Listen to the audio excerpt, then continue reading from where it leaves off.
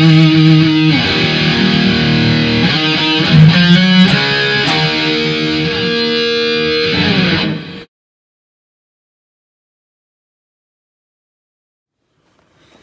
guys, welcome back to another one. We're going to shoot some 10 gauge slugs today, and these are kind of special.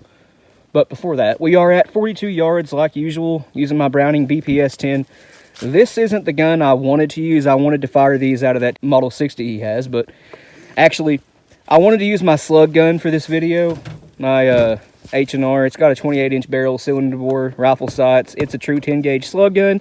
But my mom's boyfriend has it right now. He wanted to hunt some deer with it, and I ain't got it back just yet. So we're using my BPS. It has turkey sights on it, you can see. So effectively open irons, and we are using the improved cylinder choke. I would have liked to use cylinder bore, but it is what it is.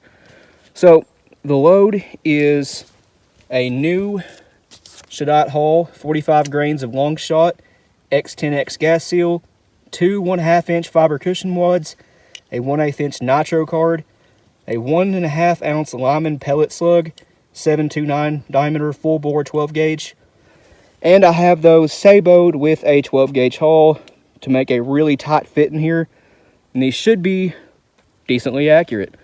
We're about to find out though. And yep, this is a 12 gauge slug and a 10 gauge. We're using the Browning BPS with an improved cylinder choke. Cylinder would have been great, but you know, he's a very generous man, loans his guns out. So. I hope these Sabot Halls cooperate today. Alrighty, I guess without further ado, if y'all are ready, I'm ready. You ready? Yep. Buzz high? Yep, same place the Fury slugs were hitting roughly. Hey, I ain't gonna lie guys, I really do not like bottoming tech. I've come to realize I don't like them either. They're cool in theory, but once you start using them, they're just so daggone inconvenient. 13-16. Looks like probably 2 inches below. Get out of here. Yep, 1257. I expected higher velocity, but you know. Who knows? Almost my second shot. Yep, you connected those two. Great 3-shot group so far in 1262 FPS.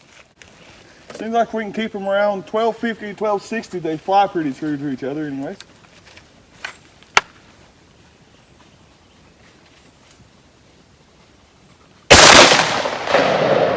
Fuzz low, but almost touching those last two. that one was running 1367. Yeah. I wonder if that has something to do with it. Maybe. Strategically put all the holes in the same spot so I can find them real easily. And other than that piece of smut on there. Over here. Over here where camera's upside down. There you go. Yeah. Anyways, holes all look great. They could probably be re-rolled, honestly. Yep. Curling iron, straighten them back out, load them again. Yeah. Let's go see what the carnage is on the board. Well, guys, I was holding right here to the best of my ability anyways. And let's see here. The first one went right here. Then the second. And then the third.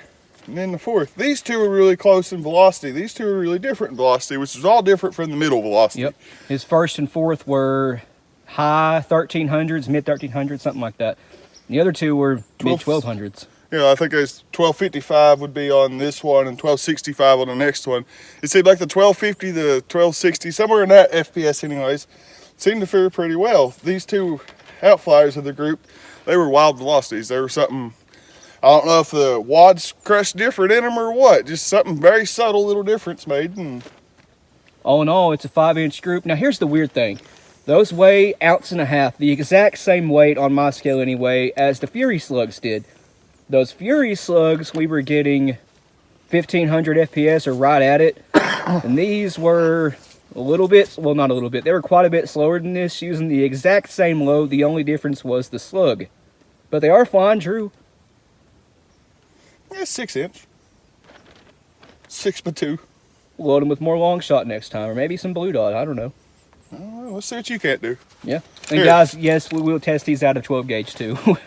Here, hold on a sec. On Okay. camera here. Let me help your handicap. Yeah, I can't see point of aim from down there. Guys, one thing we don't like about this gun is the fact that there is no way to mount an optic to it. I don't know why they do that. This gun is quite expensive, MSRP anyway, and they don't give you an option to mount an optic. Alright guys, it's my turn now. We're going to see what I can do with it. And I've turned this chair sideways, and it's a lot more comfortable to sit now. Sometimes when you're shooting this 10 gauge or anything with a lot of recoil, your collarbone sort of gets on this metal right here. Josh can attest to this.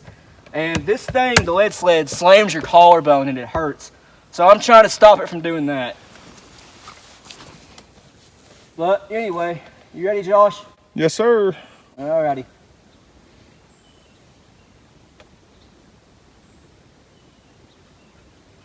$13.72. Yeah. That one hit in a totally different spot than what yours were. My eyes might be a little crookeder than yours. Could be. Dang sled.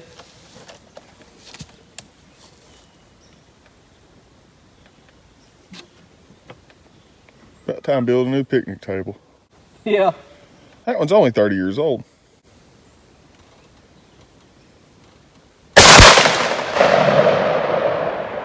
It's 2.5 inches away from my first one. 13-12. Oliver's coming down the dam. I see him. Actually, you're good where you're at. He's going down that far edge. I'll watch him. If I say don't shoot, just don't shoot.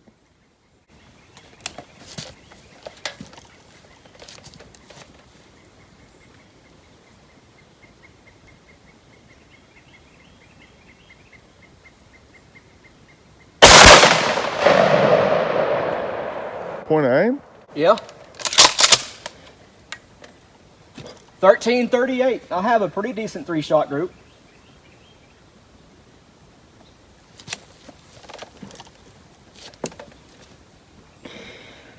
What do you think, Tyler? Nail some shingles down to that table there so it don't slide? That could work, yeah. Or like maybe 60 grit sandpaper? Might do that on the new table. 13-36. And I made a square. Group's not that bad, but it could be better. Let's go take a look at it. We know these holes look good. No point in showing you again. Well, guys, all in all, that's not that bad. It is a 6-inch spread overall. I could definitely do better than that. But again, we're just using open irons. I feel like that's certainly well within a minute of whitetail. All right, guys, we're going to try to hit that steel plate way out there at 100 yards. It's an 8-inch AR 500 plate. I don't expect to hit it, but I'll do my best. Let Josh pan over to it real quick and zoom in. Ready when you are, Captain. All right, let's see if I hit it.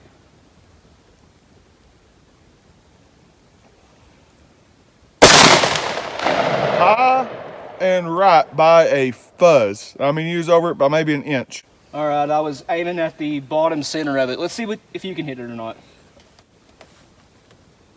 You were holding bottom center? Yep. Are you ready? Yep.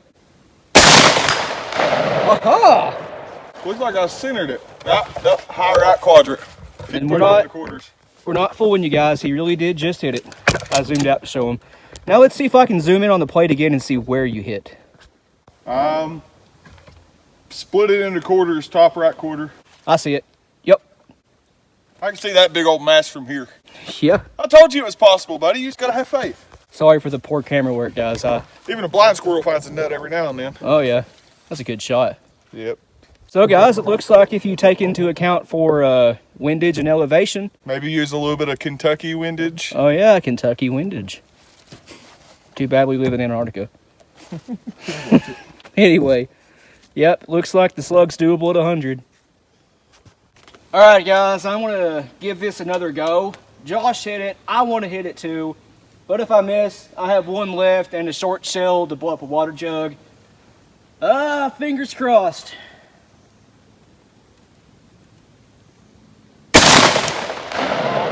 High and right by looks like maybe a half an inch, or high and left by half an inch. Alrighty. Well, I just can't hit it. That's okay. Not with that attitude, you can't. All right, guys, I hope you can hear me well. Let's see if I can destroy this water jug here.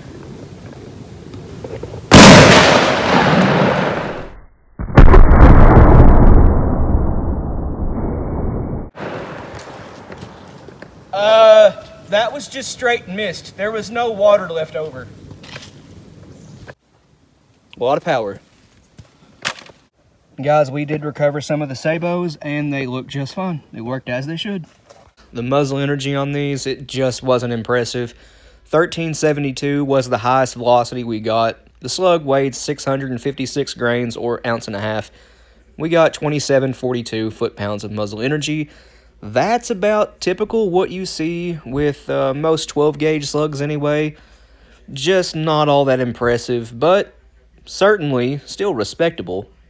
I can't really explain why we didn't get the 1500 FPS velocity that we got with the Fury slugs, which also weighed ounce and a half, and I used the exact same load data between the two.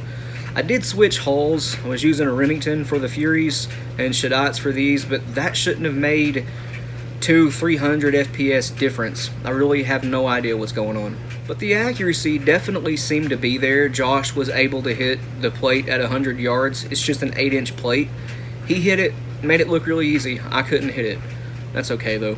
One day I do want to get that Browning tap to take an optic. I do want to put a scope on it and shoot these again and other 10-gauge slugs and see what they can really do. We're just using open irons right now, and again, accuracy was pretty good, but I know it can be better. That's why I want to use an optic. And again, these weren't moving 1500 FPS like the Fury slugs were, so the muzzle energy was not well over 3,000 foot-pounds of energy. These were, again, moving 200-300 FPS slower. I don't know why, but the muzzle energy out of these, it's decent, but it's not, again, over 3,000 foot-pounds. And yes, guys, we will shoot these in 12-gauge too. Again, these were full-bore 729 diameter 12-gauge slugs. They are the full-bore version of the Lyman 525. These weigh ounce and a quarter, or just under it with this hardcast lid. But just to show you the size difference here. But back to the full bores for a second. They actually fit really tight in 12-gauge. They're again full-bore 12-gauge, but these fit extremely tight. I expect these to be really accurate. But anyway, guys, I think that's going to do it for us. Please like and subscribe. We always appreciate that. If you have any questions or comments, leave them down in the comment section below, and we'll get back to you. And if you want to, go check out our Patreon. It's as low as $1 a month, and you guys get early access to content. A link to that, as well as a link to our Instagram and Rumble accounts, will be in the description below. But other than that, you guys take it easy, and we'll see you in the next one.